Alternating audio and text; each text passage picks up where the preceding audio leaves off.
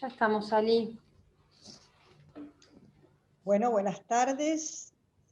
Yo como vicepresidenta del Instituto Nacional de Investigaciones Históricas Eva Perón, Museo Evita, quiero darles la bienvenida a un nuevo encuentro de este ciclo que venimos realizando todo el año en conjunto con la Cátedra Eva Perón de la Facultad de Ciencias Sociales de la Universidad de Buenos Aires. Bueno, hoy es el 8º encuentro, así que ha sido un año muy productivo en esto que hemos llamado, este ciclo que hemos llamado Historias por Divulgar. En esta oportunidad nos reúne hoy un tema sumamente importante, como es la participación y la experiencia política de las mujeres, así que bueno, pienso que va a ser tan enriquecedora como han sido las anteriores. Yo quiero en esta tarde tan especial, ya que es el último de nuestros encuentros, primero que nada, dejar un profundo agradecimiento, tanto mío como de nuestra presidenta del instituto, que es la arquitecta Cristina Álvarez Rodríguez, como toda la comisión directiva de la institución. Quiero dejar mi agradecimiento muy especial a la profesora Laura Macé, Romina Martínez, Mariela Alexander, Eva Deria, todo el equipo que tanto trabajó para hacer posible todo esto. Así que muchísimas gracias, compañeras, muchísimas gracias. Y bueno, también, por supuesto, Cristina Álvarez Rodríguez se va a hacer presente con unas palabras para ustedes, que bueno, que es a continuación. Vamos a ver un videíto que ella nos deja, porque siempre estuvo acompañando todo este proceso. Así que bueno, mucha suerte para todos en este día de hoy y a disfrutarlo. Buenas tardes.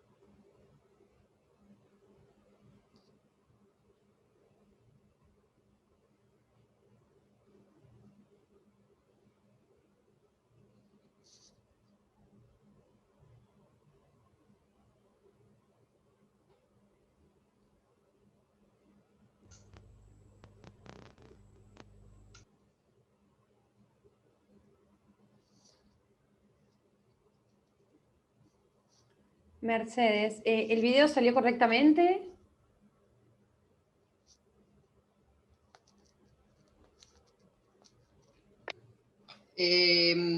No, lamentablemente salió sin voz, no tenía sonido el video. A ver, aguárdenme.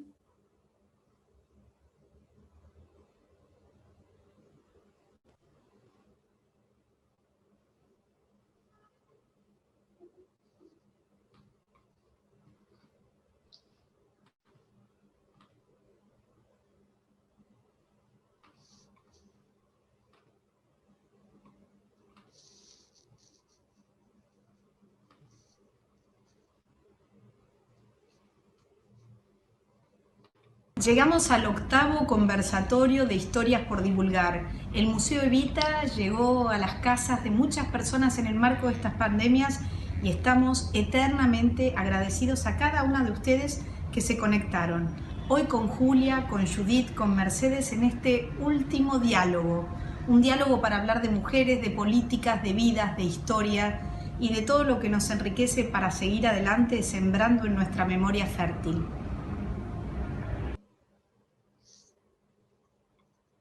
Ahí salió perfecto, Manuela. Muy bien. Bueno, vamos a comenzar con nuestro último conversatorio de este año.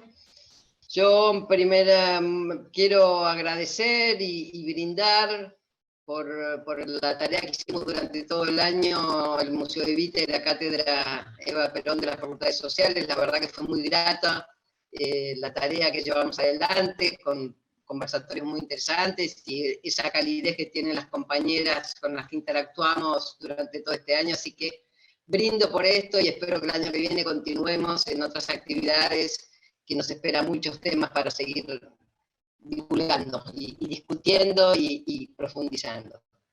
Hoy para mí, debo decir, es un privilegio presentar a nuestras dos expositoras. Julita Rosenberg, que no la veo por acá debe estar.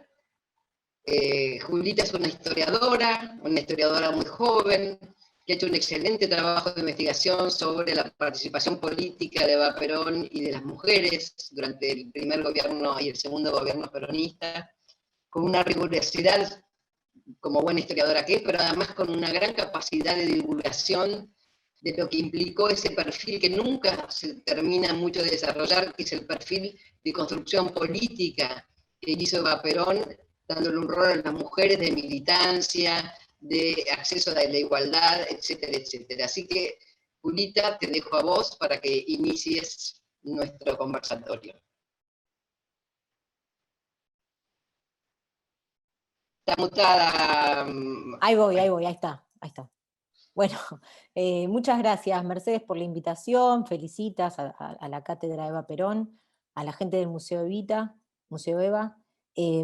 Para mí es un gusto estar acá en este ciclo, cerrando este ciclo con Judith también, en un ciclo que se llama nada más y nada menos Historias por divulgar, ¿no? Los que venimos de la historia o de las carreras afines a la historia, sabemos de la necesidad de justamente que la historia no quede dentro de un castillo de cristal, ¿no? Sino justamente que la historia pueda circular socialmente, ¿no? Que es un término que a mí me gusta más que divulgar, porque a veces divulgar parece que de alguna manera es hacer una versión más fácil, más sencilla de algo que es complejo para que la gente lo entienda. Y me parece que la divulgación y que hacer circular la historia tiene un arte propio, ¿no? Tiene un oficio propio que muchas veces es ninguneado o es subestimado, y me parece que es bien importante la tarea que están emprendiendo justamente en todo este ciclo, y que desde varios lugares, de varios museos, de varios archivos, de las facultades,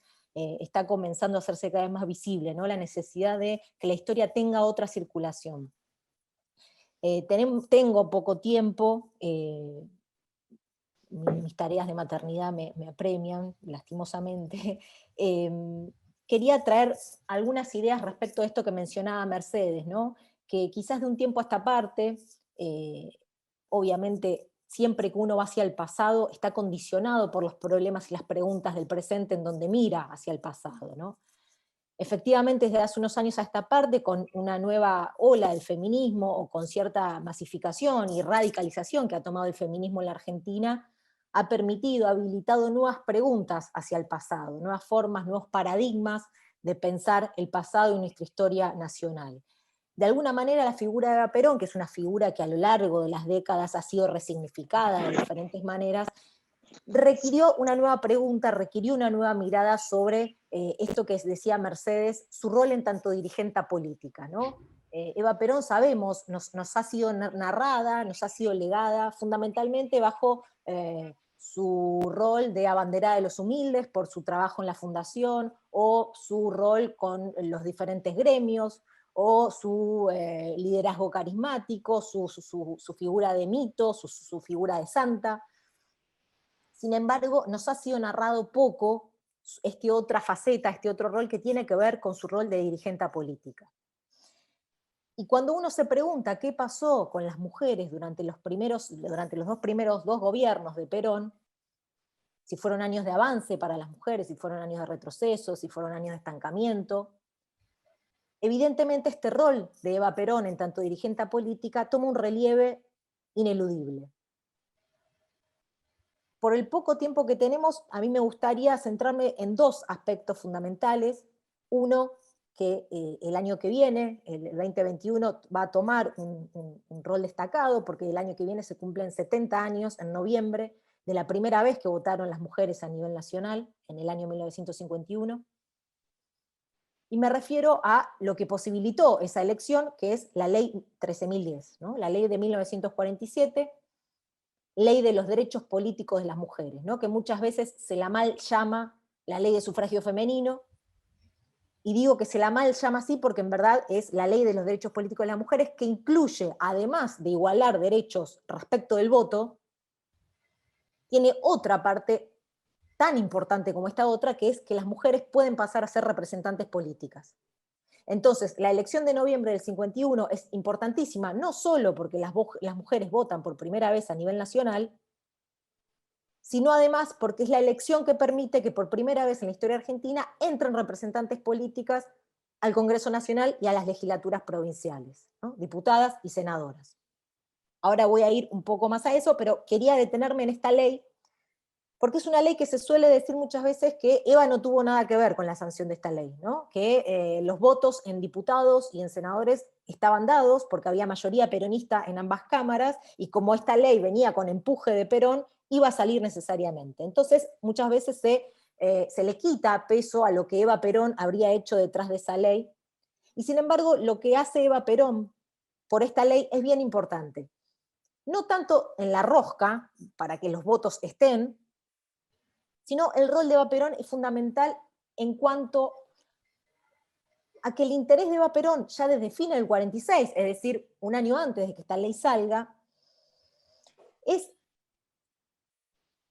a ver cómo lo digo, en hacer un cambio respecto del sujeto político al cual apelaba esta ley. ¿A qué me refiero? Si durante la primera mitad del siglo XX los movimientos feministas que estuvieron luchando y haciendo una larga trayectoria para que esta ley pudiera salir, es un feminismo que Marisa Navarro, una de las grandes biógrafas de Eva que ustedes conocen, llama feminismo letrado, que es un concepto que es interesante, porque al decir letrado, en la primera mitad del siglo XX se está refiriendo a sectores de clase media o clase media alta, que eran quienes podían acceder a los bienes culturales en la primera mitad del siglo XX, ¿no? Bueno, a Eva Perón le interesa que las mujeres que tomen en sus manos esta conquista, que es la conquista de los derechos políticos de las mujeres, sean ya no estas mujeres letradas, sino las mujeres trabajadoras, las mujeres humildes, las mujeres de pueblo. Y Eva comienza una campaña a fines del 46 para que esta ley y la necesidad de esta ley sea conocida también por estas mujeres, sea tomada en sus manos por estas mujeres, por las amas de casa, por las mujeres de pueblo, como las llama ella. Da así una serie de discursos por cadena nacional, en radio, que se transmiten en pueblos poniendo megáfonos para que pudieran escucharlo todos aquellos que no tenían radio, en donde en estos discursos lo que hace justamente es explicar la necesidad de que las mujeres participen en política, explicar la necesidad de esta ley, ¿no? Entonces, y bueno, y además de estos discursos empieza a articular por abajo con todos los centros cívicos que se habían armado en la campaña del 46 de mujeres para formar lo que después va a ser, tiempo después va a ser el Partido Peronista Femenino, ¿no?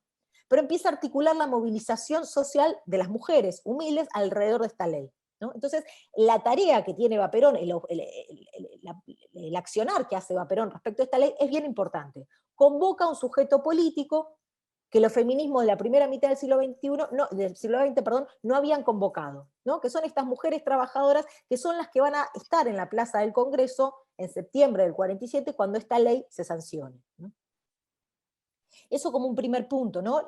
Marcar esta ley como una ley fundamental, ¿no? Incluso me interesa la idea de poder replantearnos, yo estoy con esta idea, ¿no? Pero me parece que es así. Cuando yo fui a la escuela me enseñaron que en Argentina existe la democracia de la ley Sáenz Peña, ¿no? La ley de 1912 que habilita a todos los hombres, mayores de 18 años, al voto secreto y obligatorio.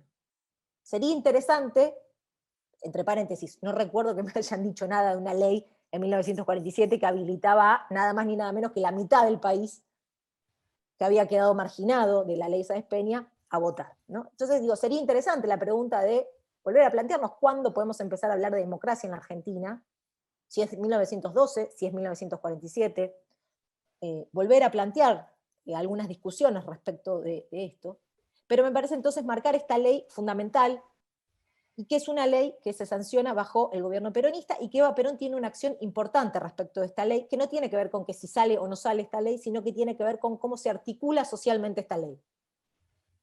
Eso como un primer punto. Y como un segundo punto, bien importante también, ya lo adelanté, es la creación finalmente del Partido Peronista Femenino en 1949, un año y medio después de sancionada esta ley. Partido que es fundamental y que es bien interesante y bien rupturista para la época, porque es un partido que se establece en igualdad de condiciones que el Partido Peronista de los Hombres, ¿no? Los otros partidos, por ejemplo el Partido Socialista, tenía una rama femenina, pero era una rama femenina, una especie de apéndice, ¿no? Una especie de anexo, ¿no? Pero el partido era el de los hombres. La rama femenina no tenía una autonomía, no tenía un relieve, no tenía un despliegue como el que tenía el de los hombres. Bueno, acá la decisión del peronismo fue otra, que haya un partido peronista femenino con sus propias normas, con su propia conducción, con su propia lógica. Un partido autónomo y un partido, insisto con esto, en igualdad de condiciones, al punto tal que, bueno, se va a decir que el peronismo tiene tres patas, ¿no? El Partido Peronista de los Hombres, la CGT y el Partido Peronista Femenino. Un 30% va a componer cada una de estas partes, ¿no?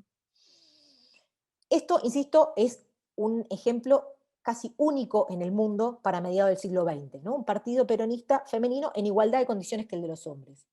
Este partido es el que permite la incorporación masiva de miles y miles de mujeres a mediados del siglo XX a la política por primera vez, ¿no?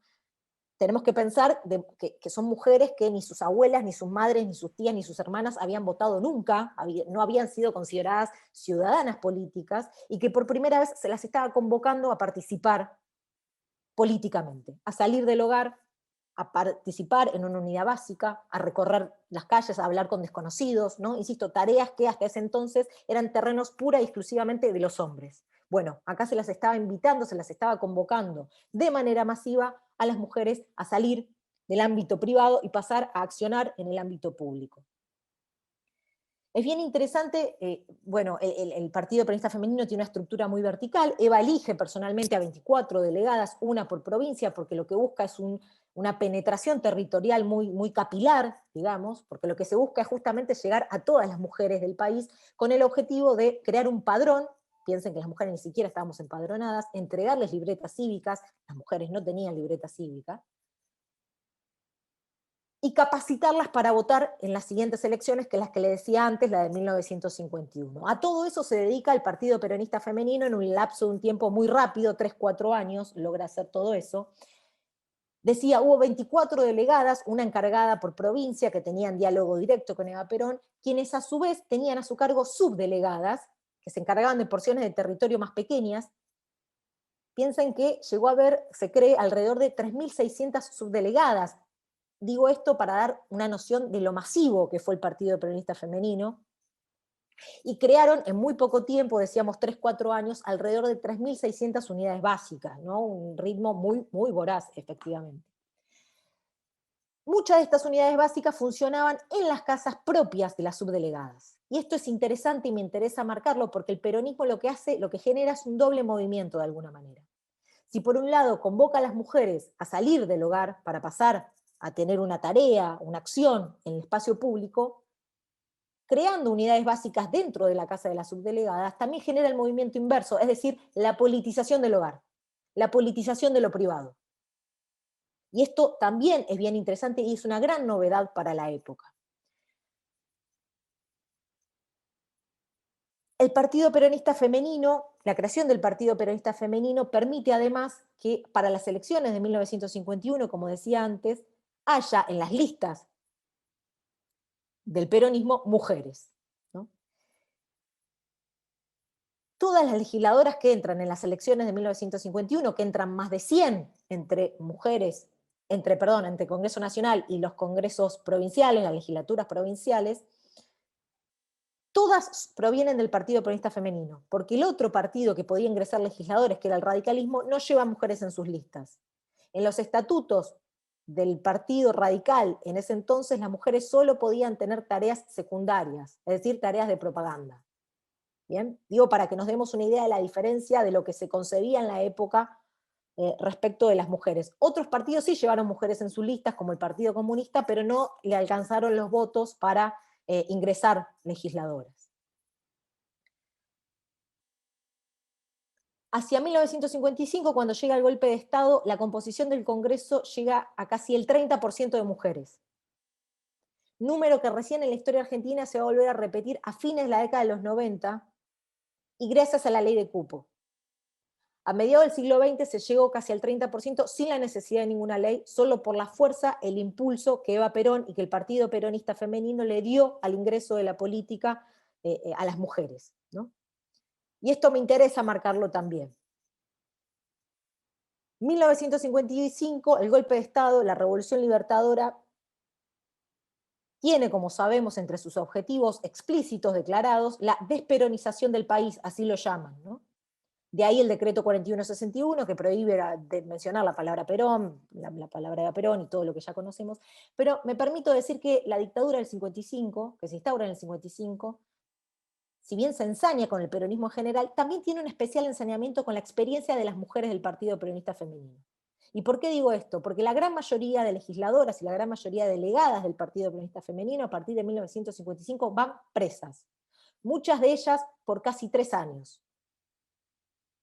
Y no solamente eso, sino que hay un especial ensañamiento con el archivo del Partido Peronista Femenino. Se buscó que esta historia no quede narrada, ¿no? ¿Y por qué digo esto? Porque no hay archivo, en el Estado argentino hoy no hay archivo sobre el Partido Peronista Femenino. Si uno quiere hacer una investigación sobre el Partido Peronista Femenino, tiene que ir a tocar puerta por puerta a las casas privadas de las familias de estas mujeres que quedaron y pedir clemencia para que permitan el acceso a esos documentos, pero no hay en el Estado argentino un fondo del Partido Peronista Femenino. Lo que hay, y fíjense la particularidad, durante la segunda gestión de Cristina Kirchner, el Ministerio de Defensa digitalizó los archivos del Fondo Rojas, el vicealmirante Rojas, se me fue ahora el nombre de pila. Entre los archivos de Rojas que se digitalizaron, había archivos que él personalmente se había quedado del Partido Peronista Femenino, ¿no? Entonces quiero decir con esto, hubo un ensañamiento particular en que no quede archivo también del Partido Peronista Femenino. Isaac, ahí está, muchas gracias, felicitas. Hubo un interés en particular en que no quede archivo del Partido Peronista Femenino, como si se buscara que esta historia no sea legada, no sea narrada. Una cosita más que me quedó decir antes, para marcar lo singular de la experiencia argentina en el mundo a mediados del siglo XX, Chile saca una ley similar a la de los derechos políticos de las mujeres que se saca en Argentina en 1947, más o menos en el mismo momento. ¿Saben cuántas legisladoras entran en Chile la primera vez, cuántas legisladoras mujeres, la primera vez que las chilenas pueden votar? Una. En Argentina dijimos más de 100, ¿no? Entre Congreso Nacional y las legislaturas provinciales. Y me parece que eso de alguna manera marca lo excepcional de la experiencia argentina, porque lo que pasaba en el mundo por ese entonces respecto de la incorporación de las mujeres en los congresos, en el poder legislativo, tiene más que ver con lo que pasaba en Chile que con lo que pasaba en Argentina, ¿no? Lo de Argentina es realmente una experiencia inédita. Digo algo más y ya con esto sí cierro para darle la palabra a Judith. Marcar 2 cosas que me parecen bien importantes. Por un lado, que creo que lo más radicalizado de la experiencia del primer peronismo, y con Eva Perón a la cabeza en este sentido, tiene que ver con que Eva Perón es una mujer que a mediados del siglo XX, donde, cuando las mujeres argentinas todavía no habían votado por primera vez, construyó un poder similar al de Perón, ¿no? Construyó un poder contundente, profundo, y no solamente construyó poder, cosa que una mujer para mediados del siglo XX no podía hacer, no estaba en los cálculos que una mujer hiciera eso, sino que además disputó poder. disputó poder para sus compañeras, ¿no? En esto que decía antes de los lugares en las listas, cuántas mujeres van, cuántas mujeres ingresan al Congreso. Bueno, esta disputa de poder es una disputa que encarnó Eva Perón, que condujo Eva Perón, para que más mujeres pudieran ingresar a la política, y también tiene que ver con algo que no vamos a llegar a desarrollar ahora, pero con los lugares que estas mujeres ocuparon en las comisiones una vez que ingresaron al Congreso, pero eso quedará para otra oportunidad. Entonces me parece interesante marcar esto, que lo más radicalizado, me parece, la experiencia del primer peronismo tiene que ver con que una mujer, Eva Perón en este caso, construyó y disputó poder, ¿no? Algo que recién en la Argentina vamos a volver a ver mucho tiempo después, ya en el siglo XXI, y que es una experiencia que efectivamente es muy excepcional para el mundo en ese entonces, ¿no? Y de alguna manera creo que también es lo que no se le perdonó a Eva Perón en ese entonces. Su candidatura fallida a la vicepresidencia de alguna manera también marca esta disputa de poder, ¿no? Y esta construcción de poder. Eso por un lado, y por otro lado marcar que de alguna manera el primer peronismo, y con Eva Perón a la cabeza nuevamente, generaron un ensanchamiento en la agenda de los feminismos, ¿no? Salvo la vertiente anarquista, los feminismos de la primera mitad del siglo XX se habían nucleado, se habían concentrado, habían reunido sus esfuerzos alrededor del reclamo de los derechos políticos de las mujeres. El primer peronismo lo que hace de alguna manera, una vez sancionada esta ley, es proponer otra serie de conquistas, otra serie de derechos necesarios para las mujeres que tienen que ver con derechos sociales, económicos, laborales. Por ejemplo, a mí me interesa y marcar siempre, porque es un libro que ha sido muy dejado de lado, pero me parece que es un libro que merece una relectura, estoy hablando de La razón de mi vida. En ese libro, entre otras cosas, Eva Perón propone, por ejemplo, la necesidad de que las mujeres tengan un salario mínimo por lo que hoy llamamos tareas de cuidado, ¿no? Bueno, digo, esto, o la pregunta que se hace Eva Perón a fines del 46 en un discurso bellísimo que da frente a trabajadores y trabajadoras de la industria textil, donde se pregunta ¿por qué a igual rendimiento hombres y mujeres cobran diferente salario? Bueno, quiero decir, son una serie insisto, de conquistas, de palabras, de reclamos, de cuestionamientos hacia la injusticia que sufren las mujeres, que el primer peronismo pone como un eslabón y que después va a ser retomado nuevamente por los feminismos de la década del 70, de la década del 80, por los feminismos que vinieron después, ¿no? Pero que me parece importante marcar que lo que hace el primer peronismo de alguna manera es también ensanchar esa agenda, que no sea solamente una cuestión de derechos políticos, sino además que tiene que ver también con derechos laborales, derechos sociales, derechos económicos. Bueno, nada, señalando esas dos cosas, cierro así, permitimos hacer circular la palabra. Nada, capaz hablé muy rápido, pido disculpas, pero quería que me entreguen las ideas principales. Gracias, Julita, la verdad que siempre de una frescura, es tan lindo escucharte, a uno le quedan un montón de cosas, de ganas que sigas contando con ese trabajo. Para aquellas que no leyeron el libro que se llama Eva y las mujeres, historia de una irreverencia, no se lo pierdan, porque la verdad que es un libro muy bien documentado, con la poca documentación como ya expresó Julia, pero es muy liviano para leerlo, es un relato, es un libro de divulgación en el mejor sentido de la palabra, aunque a vos no te guste la palabra divulgación, pero digo, no se lo pierdan, vale la pena. Muchas gracias. Como Julita es una madre joven y tiene un bebé, y se va a tener que retirar quizás un poco antes, porque no tiene quien se lo cuide después de las 7 de la tarde, las que quieran preguntar o decir algo respecto a lo que expuso Julia, empiecen a preguntarlo y demás, para así, antes de que se vaya, la aprovechamos un poquito más y la exprimimos en todo lo que, el entusiasmo que nos pone cada vez que habla de la participación política de las mujeres de la mano de Eva Perón. Ahora voy a presentar a mi querida compañera y hermana de la vida, Judith Said. Creo que todas la conocemos a Judith.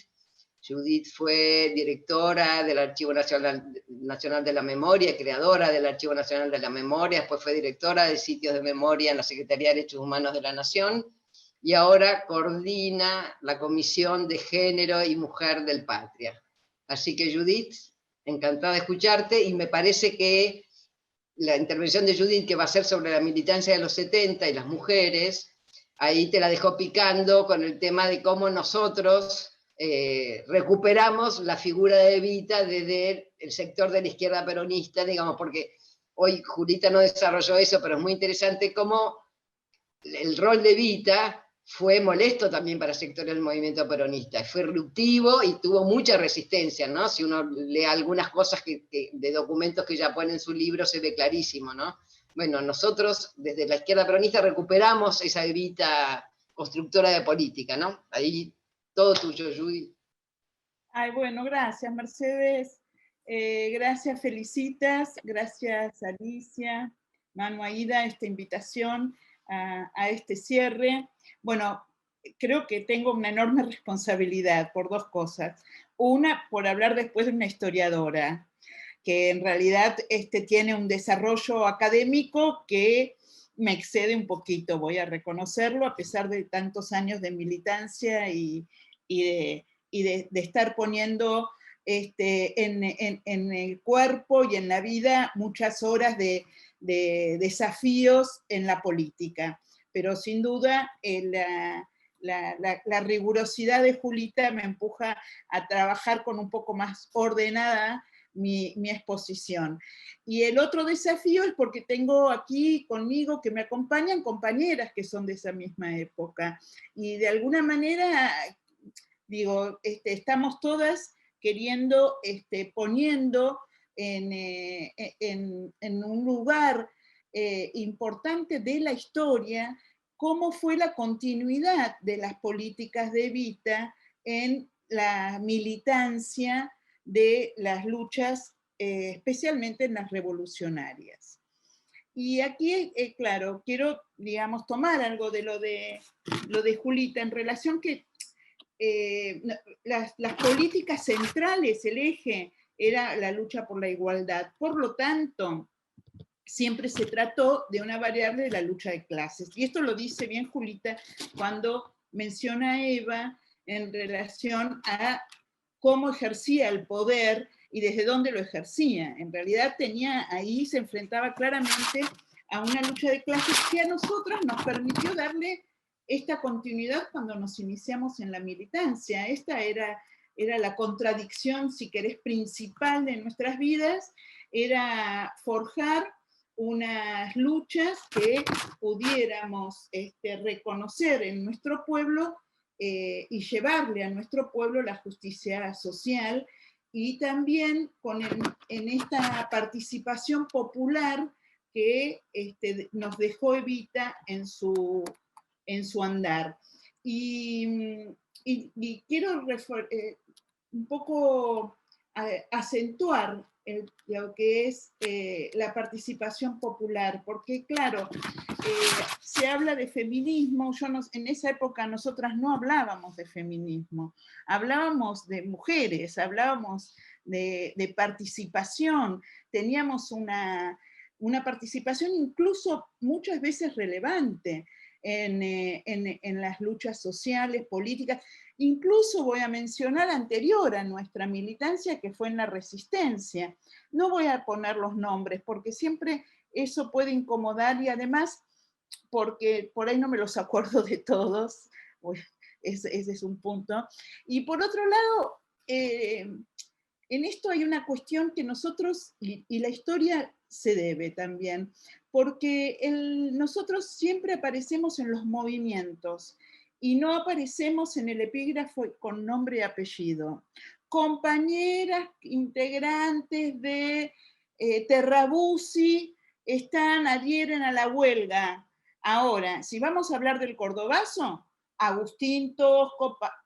Entonces creo que también en eso hay una cuestión en la cual las mujeres, o por los comunicadores, periodistas, o por la historia misma, no aparecemos con nombre y apellido, aparecemos como movimiento nacional y popular, muchas veces en las luchas revolucionarias, es decir,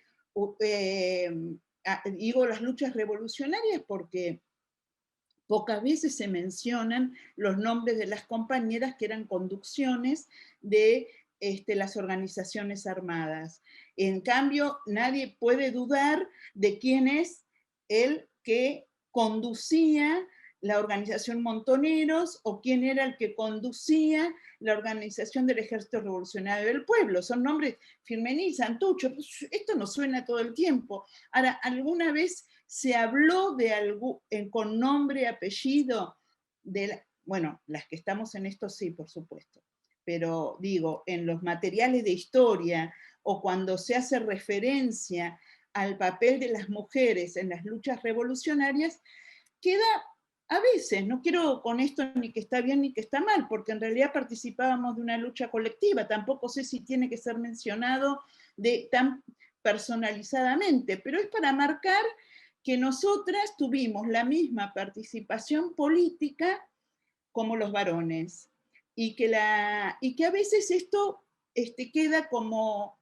disimulado, pero porque por ahí es muy pronto, por ahí somos muy contemporáneos y ya la historia irá marcando que Mira, la vez pasada leí algo interesante, que cuando sucedió un hecho de una toma, no sé si era Monte Chimbolo, La Tablada, una cosa de esas, y decían, es un grupo guerrillero. ¿Y por qué es un grupo guerrillero? Porque hay mujeres. Entonces, de pronto la política te pone en ese lugar, pero a la vez no te pone en la disputa de poder, que es la que le cuestionaban a Evita, y siguen cuestionándola, digamos, incluso creo que hasta el día de hoy, porque vos hablás de la ley de cupos, de paridad, pero esas también hay que pelearlas, porque no se cumplen a rajatabla esas leyes. Tenemos que estar ahí, y es más, nos pasó este año muchas veces, en las cuales nos asumían las compañeras en el lugar de los varones que se renunciaban a su diputación para pasar a ser del Ejecutivo, y teníamos que pedir que la banca esa le correspondió a una mujer. Entonces, estamos muy convencidas y muy visibilizadas en la lucha en las calles, porque esto se ha hecho, a veces no se demuestra tanto, pero nosotras sí lo sabemos y creo que eso sí tiene que quedar plasmado. Nosotras participamos en todos los movimientos que se dieron en las luchas, digo, en Tucumán Arde, en el Cordobazo, en el Rosariazo. Son muchas expresiones que desde distintos lugares, en las distintas etapas del 60 y del 70, el rol de las mujeres fue importante en el movimiento inquilino, en el movimiento villero, en lo que fueron, incluso ya más pronto a nosotros, lo que fue la lucha de Bruckmann, fue un eje en este punto de la salida entrando al 2003 con un gobierno nacional y popular, una lucha conducida por mujeres, digamos. Y esto a veces tenemos que resaltarlo, pero no porque querramos competir o que sea confrontar. Creo que es porque parte de la historia a veces no está contada en toda su dimensión. Esto es lo que a mí me parece. Y nuestra experiencia en los distintos espacios políticos fue verdaderamente muy rica, porque además, y acá voy a también algo que decía Julita en relación a la participación en los partidos políticos, y sí, en todos los partidos políticos hubo participación de la mujer. Y cuando se cuentan esas historias, se encuentran tergiversadas. Yo creo que este es un lindo momento para contarnos nuestras historias, para poner en potencia la participación de las mujeres tanto en los partidos políticos, en los movimientos políticos, en las luchas sociales, porque por un lado somos mayoría, no somos un colectivo, somos la mitad. Por lo tanto, es un movimiento fuerte, preciso, y que tiene que tener su impronta. Y por otro lado, creo que le hacemos honor a las compañeras antes de Evita y después de Evita que estuvieron luchando en los distintos lugares. Creo que a veces se conocen nombres pero no la cara, se conoce la cara, pero no, caras pocas se conocen. Si vamos a ver los libros de historia, es poco lo que encontramos. Y sin embargo han tenido un lugar relevante en las conducciones de políticas que hoy las vemos, hoy yo creo que sí que las vemos en la lucha de las calles. Cuando hoy hablamos de la marea verde, la marea es una marea que vino porque había algo, porque no, las mareas no vienen sin nada, sin historia, sin pasado, sin que hubiera alguien empujando esto. Y cuando se la toma, que me hace muy feliz que exista, claramente, tenemos que pensar que están continuando una lucha que fue importante, no solo importante, que una lucha que fue muy sentida por todas las mujeres en los espacios políticos. Y a veces pretendo que eso sea reconocido. No, por eso no doy nombres, porque no quiero que sean reconocidos los nombres, quiero que sean reconocidos la participación en la que estuvimos, porque tuvimos un lugar de mucha... Fuimos unas feministas que no sabíamos que eso era feminismo cuando compartíamos con nuestros compañeros las tareas domésticas, cuando criábamos en conjunto, en forma comunitaria a nuestros hijos, cuando teníamos la misma audacia y la misma convicción para determinados enfrentamientos en la parte sindical, en la parte social, y como no también en la lucha armada, con la misma decisión y la misma convicción que nuestros compañeros varones. Y creo que me parece que ese recorrido de lucha hoy tiene con otro formato y con esta otra dimensión, pero no podemos no pensar que hubo movimientos que dieron mucho empuje y que fueron protagonistas de las luchas que cada una con sus pertenencias podrían haber sido acertadas o no para algunos, pero que sí fueron plenamente con altas convicciones y con alta entrega, como lo fue Eva Perón, y como lo fueron el 30% de mujeres desaparecidas de la última dictadura militar. Muchas de ellas compañeras del ámbito sindical, del ámbito social, y esto quiere decir que hay un importante número de mujeres en la participación política, que es el título que le hace este encuentro. Creo que un poquito esto era lo que quería comentarles en relación a lo que fue nuestra experiencia en los 60 y en los 70. Otra cosa que también me pareció que era importante remarcar, y sobre todo hoy, que estamos pidiendo en libertad a los presos y a las presas políticas, en lo que fue la experiencia de las compañeras presas. Julita habló de las que fueron presas cuando fue el gobierno de Aramburu, el que derrocó en el 55, el que derrocó a Perón, y el comportamiento de ellas en la cárcel, y después el numeroso, lamentable, pero numeroso número de mujeres en los pabellones de mujeres en las cárceles argentinas durante del 74 hasta que terminó la dictadura, o hasta la apertura de la democracia, porque en realidad hubo presos que todavía en el 83 estaban presos. Y ahí también se dio una experiencia muy interesante. Y esto también son cosas que, si bien está el libro Nosotras, y si bien digo, a veces cuando tenemos que hablar de la historia, no parecen plasmadas las experiencias colectivas que se vivieron adentro de los penales.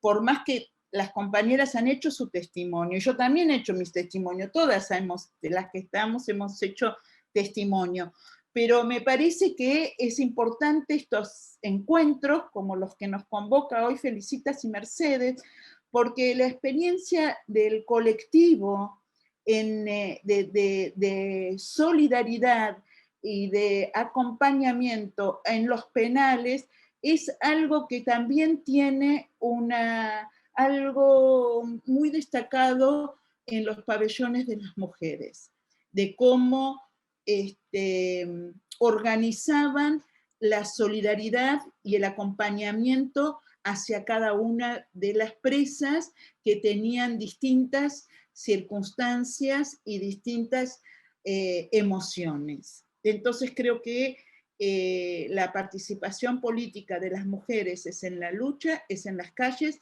es en las prisiones y es en las bancas, sin duda, porque es donde nosotras también, nosotros y nosotras vamos a defender nuestros derechos emanados de una política nacional y popular, digamos, con ese objetivo, y lo estamos viendo que nuestras diputadas nos están representando cabalmente, cumpliendo con el mandato que les dio el voto. Y en esto termino, subrayo que varias de nuestras diputadas hicieron mención a la historia de las mujeres con sus luchas, en este momento por el tema de la interrupción voluntaria del embarazo, y que esta es una lucha que yo agradezco que se haya mencionado, que tiene mucha historia en nuestro país por parte de las mujeres y que hoy se ve plasmada con esta media sanción. Me parece que, bueno, estos son un poco el picadito por el cual es interesante que con Julia dialoguemos y con las compañeras que hoy asisten en esta intergeneración para que la lucha de las mujeres y la participación de las mujeres sea plasmada verdaderamente, tanto como lo fue en su momento y también ahora, ¿no? Muchas gracias, Judith. La verdad que muy linda tu exposición. Es cierto que no estábamos bajo la bandera del feminismo, pero la lucha por la libertad y la igualdad se daba codo a codo con los compañeros que teníamos al lado. Así que, digo, no lo designábamos con ese nombre, pero era de algún modo una lógica femenina de paridad en todo. Yo, antes que Julita se tenga que ir, y no sé, Manuela, si hay preguntas o comentarios, quería que Julita contara un poquito, porque en su libro es muy interesante la resistencia que hubo dentro también del mismo peronismo, de no solo que las mujeres pudieran ser representadas y ser representantes, sino el temor que tenían que llegaran a conducir el país, que pudieran llegar a ser presidentas o vicepresidentas, porque el libro de Julia lo que te hace es, y yo soy historiadora, con lo cual no voy a hacer una transgresión horrible de nuestro oficio, pero de algún modo te trae a una realidad del hoy que es casi, salvando la distancia, las décadas y demás, la preocupación de estos hombres, que estas mujeres que llegaban a diputadas, senadores, legisladoras y demás, pudieran conducir, que fueran vicepresidentas, las ponían totalmente locas de la nuca. Entonces me gustaría un poquito que cuentes, hagas referencia a ese discurso y a esas preocupaciones. Sí, haciendo la investigación del libro que comentaba antes Mercedes, tuve la oportunidad de leer los desgrabados taquigráficos, digamos, las versiones taquigráficas de las discusiones que se dieron tanto en diputados como en senadores cuando se trató esta ley, la ley 13.010, 1946 en Senado, 1947 en diputados. Y como comentaba antes, había mayoría peronista en ambas cámaras, entonces se sabía que la ley iba a salir, no hubo grandes debates, porque venía con empuje del Ejecutivo esta ley, pero aún así se dieron algunos cruces bien interesantes. Por supuesto, lo primero que llama la atención, como decía Mercedes, viendo lo del presente, es que son ambas cámaras repletas de hombres discutiendo derechos de las mujeres, ¿no? O sea, ya como un primer pantallazo eso genera como una reacción muy fuerte viéndolo desde el presente, ¿no? Un primer dato que llama la atención es eso, ¿no? Son todos hombres discutiendo derechos de mujeres. Y después lo interesante son claramente los argumentos de aquellos legisladores que de alguna manera no es que se oponían, o algunos se oponían, pero otros que trataban de dilatar la discusión, ¿no? Decir que no era el momento de que esa ley saliera, que había que esperar primero a ver cuáles eran los resultados en los países que sí ya se estaba aplicando una ley similar y después en todo caso analizar, ¿no? Y los argumentos bien interesantes de aquellos que se niegan tienen que ver con una mirada biologicista de la mujer, ¿no? Que decía que el cerebro de la mujer es más chico y que por ende está dominado por las emociones, por los sentimientos, y por ende no está capacitada para la racionalidad política, ¿no? Ese es el argumento que si hoy nos causa gracia de alguna manera o nos parece insólito, como ojalá en algún momento nos parezca insólito los argumentos que estamos escuchando por estos días, de alguna manera marcan también el clima de época que había en ese entonces, ¿no? No estaba tan claro, no era tan hegemónica la idea de que la mujer pudiera ejercer la política, ¿no? Y uno de los legisladores, bueno, decía esto como dice Mercedes, estaba ironizando respecto de la posibilidad de que una mujer, si se habilitaba esta ley, llegara a ser vicepresidenta, dicen en ese momento, y ocupar, le dice al que estaba presidiendo el Senado en ese entonces, ocupar el lugar que usted está ocupando ahora, ¿no? Y lo dice irónicamente, riéndose, como diciendo, esa posibilidad no va a existir ni cerca, ¿no?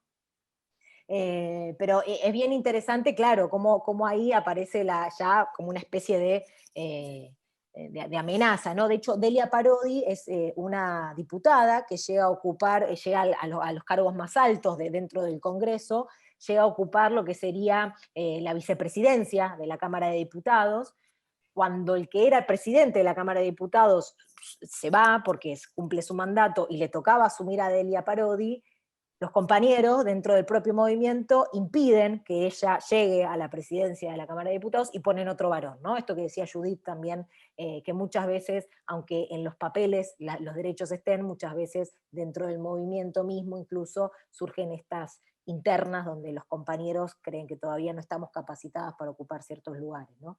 Entonces sí, efectivamente, las mujeres del Partido Peronista Femenino tuvieron que vencer muchas resistencias, esto lo cuentan en varios testimonios que dejaron, muchas de ellas tuvieron que separarse simplemente porque sus maridos, sus compañeros se negaban a que ellas activen políticamente, pero incluso dentro del movimiento, y esto también dentro del peronismo me parece, aquellos que nos embanderamos dentro del movimiento, tenemos que proponer que el movimiento tiene que hacer una especie de revisación, ¿no?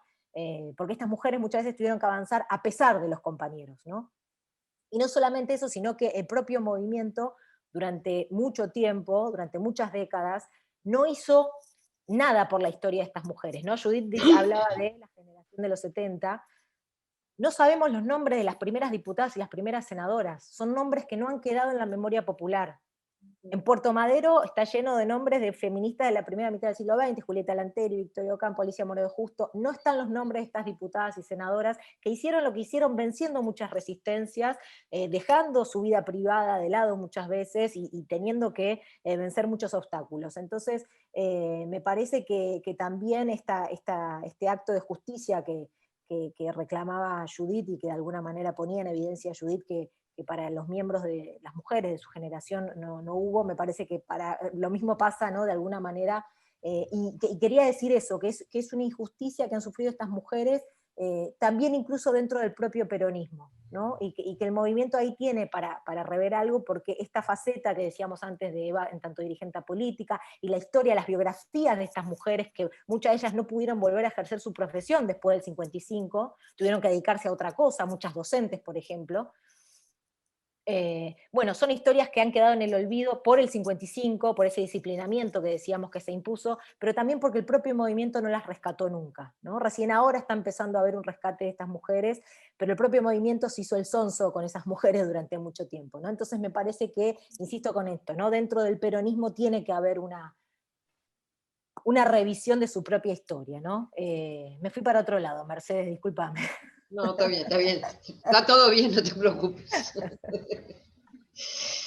Bueno, a ver si tenemos, Manuel, alguna pregunta, algún comentario.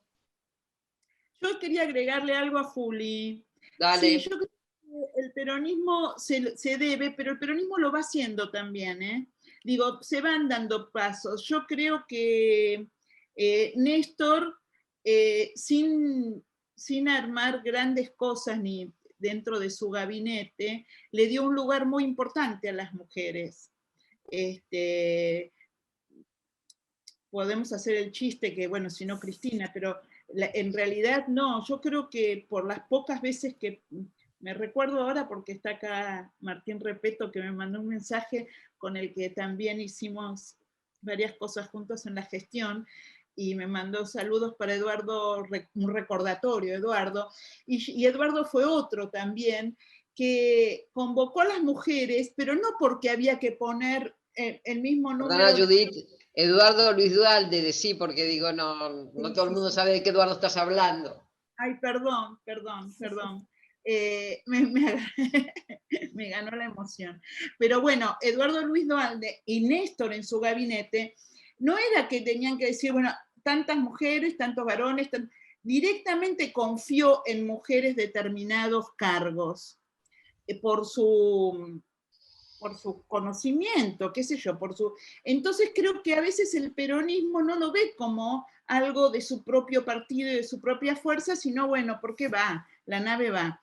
Y creo que cuando Néstor nombra a Nilda Garré al frente del Ministerio de Defensa, no lo hace ni por paridad ni por cupo, lo hace porque realmente está poniendo una mujer luchadora y con historia en las luchas de nuestro país en distintos momentos, y que va a poder ocuparse de ese lugar tan terrible cuando él asumió.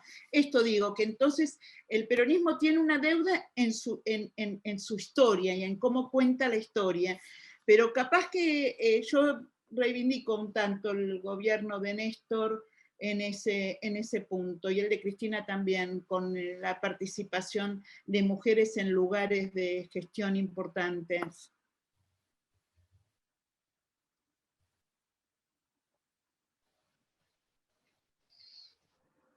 Después de la reivindicación de Judith, ahora sí, Manuela, te toca a ti. Bueno, por ahora no hay ninguna pregunta, voy a leer algunos comentarios. Verónica dice, bueno, excelente conversatorio, geniales las dos expositoras, un honor como politóloga participar de este evento, gracias totales.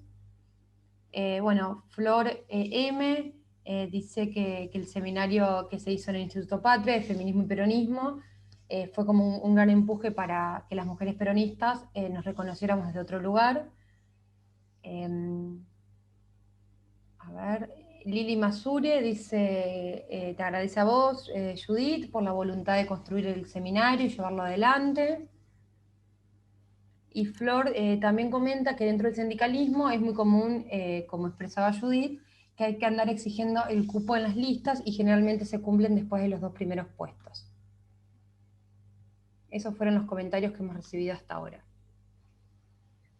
Juli, yo en el sindicalismo también tengo algo que me gustaría que también debatamos, porque en realidad hay una fuerte impronta de trabar el lugar de conducción de las mujeres. Pero también me parece que ahí puede haber una cuestión de las mujeres en no tener ese lugar de disputa, ¿o no?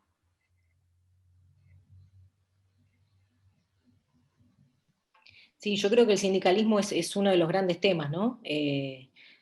Haciendo la investigación del libro, la verdad es que revisé los diarios de la CGT y no encontré absolutamente este avance que había de las mujeres en otros planos, no encontré lo mismo en el plano sindical, ¿no? Por lo menos en sus grandes dirigencias, ¿no? Sabemos que en las comisiones internas y demás hubo durante esos años mucha presencia de mujeres, pero lo que son las grandes conducciones, digamos, las secretarías generales de los gremios, digamos, no vi lo mismo, ¿no?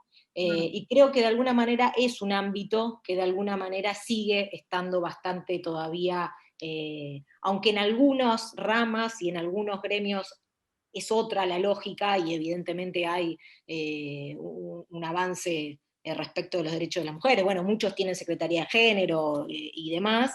Creo que sigue siendo uno de los ámbitos todavía más estancos, ¿no? En este sentido, ¿no?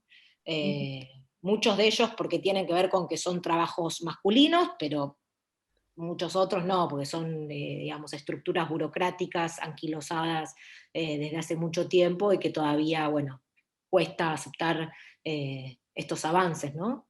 Totalmente. Me parece que va por ahí, no sé cómo lo ves vos, Judith. Mira, yo creo que sí, y yo creo que lo que hay que avanzar también es que no hay trabajos masculinos y trabajos femeninos. En realidad también hay que darle una vuelta de tuerca a esto, porque si ese trabajo masculino es porque requiere de determinadas condiciones, bueno, tampoco son condiciones que pueda afrontarlas un varón, digamos. Nosotros queremos los derechos para todos. Si estás haciendo un trabajo que no cumple con el mínimo de las garantías laborales, no es ni para varones ni para mujeres. Entonces creo que nos queda un camino por desandar ahí en relación a que todos los trabajos pueden ser, porque si no, no vamos a poder tampoco lograr, si no vamos a feminizar los trabajos. Y entonces va a haber trabajos que van a ser solo para las mujeres. Y acá de lo que se trata que el trabajador y sus condiciones laborales sean iguales para todos. Esto también es una cuestión que hay que lucharla, ¿no? Que tengan Secretaría de Género es un gran avance, porque que está generando una conciencia en relación a la igualdad y al acceso. Pero no, yo creo que, Flor, yo creo que no, que las paritarias tienen que ser, no pueden haber paritarias, creo, lo estoy discutiendo y tampoco sé si es así. Estoy pensándolo desde mi lugar, que no puede haber paritaria de discapacidad, paritaria de mujeres, paritaria de las paritarias son es la negociación por el salario y por el trabajo digno y condiciones de trabajo. Creo que tienen que moverse con esos dos ejes. Creo que también eso se fue desvirtuando un poco, en el sentido de armar paritarias por sector y no que sean para todos los trabajadores. Y te digo una cosa, cuando te dividen, perdiste. O sea que esto lo sabemos bien todas nosotras que hemos peleado por muchos lados. Judith, hay 3 intervenciones de Flor M., que es nuestra querida compañera Flor Méndez. Le estaba contestando a ella. Compañera trabajadora no docente de las facultades sociales, pero tiene una intervención previa que me parece que es interesante. A ver, Manuela, si las podés leer. Y en todo caso, si Flor después quiere hacer algún comentario. Sí, igual Judith estaba respondiendo... A la segunda, sí. Sí, la primera dice, en la actualidad el movimiento de mujeres sindicalistas ha unido desde las bases a las 3 centrales y hay mucha acción conjunta para la unidad del movimiento obrero, pero son muy pocas las que tienen cargo de conducción. Claro. Eso es lo que estábamos diciendo con Juli. Sí, justamente. Y los cargos de conducción hay que pelearlos desde todos los lugares, no solamente desde un lugar. No te lo van a conceder, tenés que pelearlo, pero también tiene que haber un efecto solidario en el conjunto que impulse a estas compañeras a hacer conducción. Flor, ¿querés desmutarte? Hola, ¿qué tal? Bueno, perdón, no, desde la experiencia, yo soy militante de mi sindicato que es APUBA, lo que puedo decir es que si bien nuestro sindicato particularmente tiene una gran participación de mujeres y varias secretarias, pero yo lo que te planteaba con el tema de las paritarias es que son, por ejemplo, la mesa de la CGT, no hay mujeres que se sienten a discutir ni salarios, ni condiciones de trabajo, demás, que son las mesas paritarias, a eso iba. Y eso tiene que ver con el nivel de acceso a los cargos de conducción, por eso creo que es tan importante la unidad de las mujeres sindicalistas desde las 3 centrales y más allá de las diferencias que pueda haber, con un núcleo muy duro de acción concreta, en esto que vos planteabas de la solidaridad, pero también en unirnos en hacer cumplir los cupos de la ley sindical, porque si no, nunca llegamos a los cargos de conducción. Son muy pocas las compañeras que tienen esa posibilidad. Sí, y vos lo ves como poniendo como cupos y que se cumplan los cupos. Bueno, por ahí las 3 centrales sindicales se tienen que unir en ese reclamo y después de todos los movimientos apoyarlas y hacernos eco. Ya existe la ley de cupo sindical, en el sentido que tiene que haber una paridad en la lista que se presenta. El tema es que, bueno, es esto. Generalmente es de un número de la lista en adelante, cumplen el cupo, pero no son los cargos más importantes. Entonces, por eso me parece que es tan importante la acción conjunta, más allá de la acción en la calle, por ejemplo, de los 8M, de los 3 de junio, ha sido fundante para estas cosas, me parece. Sin duda, sin duda. No, y además, ahí me parece que lo que está bueno como experiencia es la transversalidad que hay de mujeres en las 3 centrales sindicales, ¿no? Que es medio como, digo, como lo que se da en la marea verde, digamos, ¿no? Esa cuestión de que hay una problemática que se aborda al margen de los posicionamientos en qué gremial estás, ¿no? Sí, sin duda, sin duda. Y que no sea por conformar a las mujeres, sino porque es una participación real, ¿no? Una participación real y política, sin duda. Bueno, Julita nos dejó, porque el bebé tiene 8 meses y gatea y se para, entonces no podía estar en el micrófono y el chico se esté golpeando, porque es muy precoz el hijo de Julita, que como dijimos antes en privado, tiene la misma motricidad que su tía Violeta Rosenberg, que es muy activa, que es la que hizo las evitas, ¿no? Aida, no sé si vos tenés ganas de sumarte un poquito. Está escuchando, Julita, ojo con lo que ¿está escuchando? No, yo nada más que agradecer, chicas, la verdad es que es un encuentro hermoso, bueno, y todos los que pudimos organizar juntas en la pandemia, que fue tan difícil para todos. La verdad es que el museo, bueno, estuvo cerrado 9 meses prácticamente, ahora volvimos a abrir el viernes pasado, por lo pronto está abierto viernes y sábado para todos los que quieran ir, por supuesto están invitados. Y nada, siempre trabajando con muchísimo esfuerzo, con un equipo hermoso de trabajo en el museo y bueno, con ustedes también, así que nada más que agradecer y poner a disposición todo el trabajo que se hace en el museo en la cotidianeidad, y esperamos poder retomar pronto nuestro trabajo interno, ¿no? No solamente en el museo, que va a ir abriendo cada vez más días, sino también internamente en la biblioteca, en el área de biblioteca, archivos. Tenemos un proyecto muy hermoso que es el Centro Audiovisual y Filmoteca, que también estamos ahí trabajándolo y estamos digitalizando muchísimo material que antes no estaba digitalizado, y la verdad es que eso nos va a ayudar a seguir creciendo, y nada, esperamos que todo eso esté muy pronto a disposición y que pronto podamos volver a trabajar como nada, en esta nueva normalidad que le llaman, así que nada, muy agradecida, muy lindo verlos, muy lindo ver amigas ahí, Lili querida, que hace tanto no te veía, Marta, así que nada, muy agradecida con todas y con todos. Con Juan Martín ahí también, creo que es el único varón. No, está Dami también, que es otro compañero, hay otros valientes. Hay otros. Es todas, todes y todos. Exactamente. Vos, Feli, ¿querés decir algo antes de ir cerrando? Feli, está silenciada. Felicita a Elia, para la que no la conocen, es la coordinadora de la cátedra Eva Perón de la Facultad de Ciencias Sociales. Bien, bueno, ahora sí. Bueno, no, mil gracias, contentísima y un poco, quizás, por supuesto no en un mismo paralelo, ¿no? Pero esto de las leyes hay que trabajarlas, hay que militarlas para que se ejerciten, y los papeles también. Estamos con este 8º conversatorio de historias por divulgar, cumpliendo un año de convenio con el INIEP, que nos costó sangre, sudor y lágrimas, y que hemos logrado objetivarlo. Ahora ponerlo en 8 conversatorios. Años costó? ¿Por qué no contamos cuántos años costó el famoso? Porque bueno, no son meses, son años, ¿eh?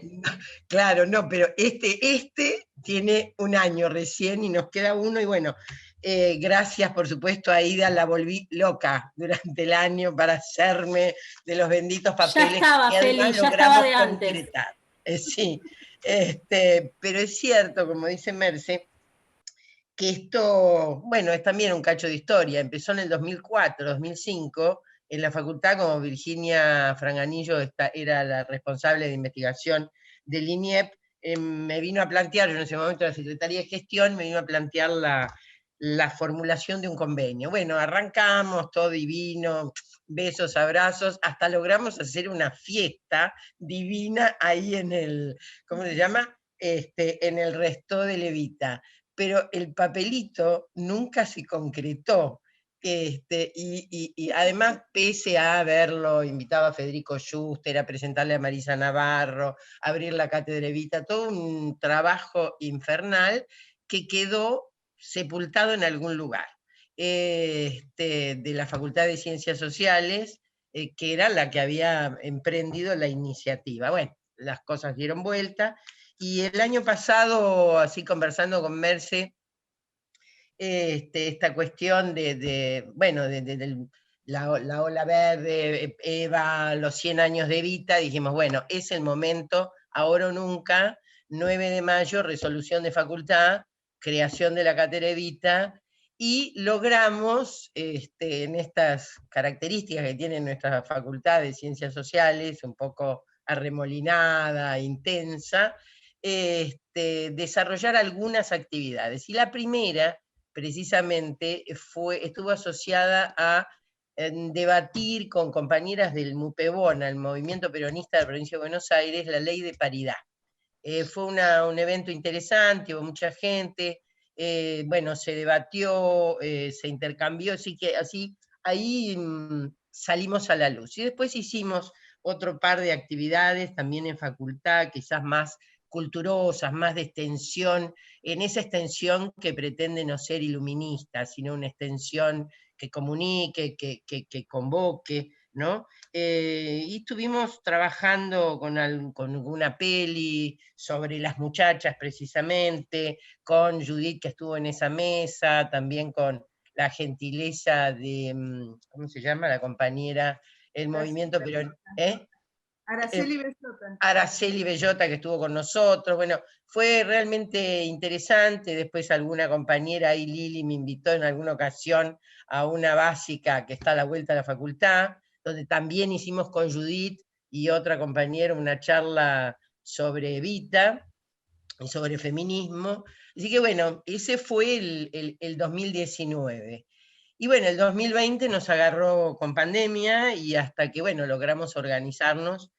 Acá estamos, los 8 conversatorios a mi gusto fueron fantásticos, además diseñados dentro de un ciclo, lo cual es importante, y a mí realmente me gustó mucho el de política carcelaria. Realmente escuchamos a una gente muy interesante, el profe Olaeta de Córdoba, Jorge Núñez, que es un integrante de la Cátedra Mercedes, y Ana Sicilia, porque la idea ¿cuál es? Es una Evita de la 13010, es una Evita 4652, pero también es una Evita que está presente hoy entre nosotros, ¿no? Entonces, que está presente y que se actualiza con nuestra militancia. Así que, y después hicimos una también muy linda, que invitamos a un director de cine, a Marcelo Goyeneche, y pasamos un tramo de la peli Las enfermeras de Evita. Ahí hubo muchas enfermeras, fue muy interesante ese Zoom, porque, bueno, se dio una dinámica participativa interesante. Debo decir que hubo cosas que no supimos responder, quizás un poco por la soberbia de pensarnos solos de las ciencias sociales. Y bueno, para cerrar, mil gracias, por supuesto, al videíto de Cristina Álvarez Rodríguez, ella siempre, digamos, permeable a estas iniciativas. Y bueno, por supuesto, a Ida, a Alicia, a Manuela, en toda esta gestión de virtualidad que para nosotros, por lo menos para Mercedes y para mí, no voy a meter a nadie más, fue un tránsito, digamos, de aprendizaje. Y por cierto, si hay deseos, bueno, libertad a todos los presos y las presas políticas, por allí citaban a Milagro Sala, y como algo quizás mucho más banal, pero bueno, que sea ley, lo que estamos pretendiendo que sea ley, y un 2021 con una cátedra Eva Perón presencial en nuestra facultad, que esperemos recuperarla prontamente. Así que eso, mil gracias para todas, para todos. Veo ahí a Mónica Cuello, también una trabajadora de nuestra Facultad de Sociales. Así que bueno, eso. Merce, campeona, y Judith, total, diosa total. Así que eso. Nada más. Bueno, compañeras, compañeros, compañeres, si no alguien no tiene nada más para decir, nos vamos despidiendo. Esperemos que llegue la vacuna rusa en algún momento, por favor, y que prueben para los que tenemos un poquito más de 60, digo, somos unas jóvenes, pero que ya peinamos canas, para que el año que viene podamos estar un poquito todos mejor. Y bueno, un abrazo grande, brinden con la familia el fin de este año que fue tan duro y esperemos que el que venga un poquito mejor. Seguro que Bien. Sí. Vos sabés Esperemos. que es lo nuestro. Así que... Muchos besos y que el 29 sea ley. Eso. Sea ley. Muy bien. Libertad a las presos y presas políticas. Eso, sí, sí. Libertad a los presos políticos, sí, Judith. Gracias, chicas. Beso, gracias. Muy bueno. Gracias. Gracias. Gracias. Gracias, Aida. Un amor, un sol. Chao, Martín. Bueno, voy por Gracias, acá porque Manuela, después vos, me olvido. Manuela. Gracias, Manuela. Manuelita, querida. Si bien Julita Rosenberg no nos pidió certificado, como es una joven historiadora y está haciendo currículum, vamos a hacerle el certi. Judith, sospecho, digo, vos también estás en condiciones de... Bueno, listo. Bueno, gracias, buen 2019 y que sea ley, chicas. Chao. Chao.